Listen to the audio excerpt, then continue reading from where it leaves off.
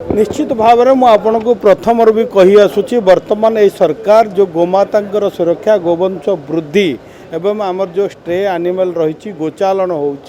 विभिन्न क्षेत्र को दृष्टि रखी आखि आगे रखी बर्तमान आमर deputy CM Shri Kanakvardhan Singhdeo chairmanship रे बर्तमान गोटे कमिटी फॉर्मेशन होती कमिटी रे आर रूपरेख करा किपरि भाव में गो सुरक्षा हो पार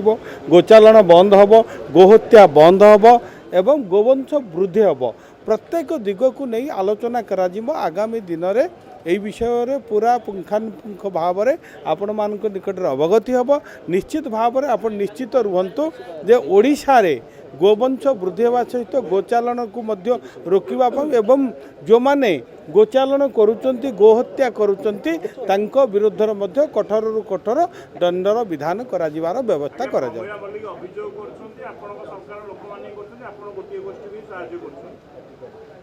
कौन कहले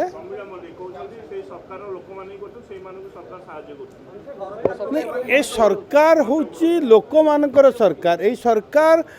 होची जनतांकर सरकार तेणु लोकंकर हितरे जहाँ आवश्यक हुए लोकंकर विकास पाई ग्रामांचल विकास पाई कृषि कृषकर विकास पाई युव उद्योगी मान को आग को नेबा पाई ए सरकार वर्तमान काम करुछंती ए सरकार काहारी प्रवचन रे काम करूना ओडिशावासी हितरे ओडिशावासी पाई ओडिशार विकास पाई जो विकसित भारत विकसित ओडिशा पाई ए सरकार वर्तमान काम करुछंती।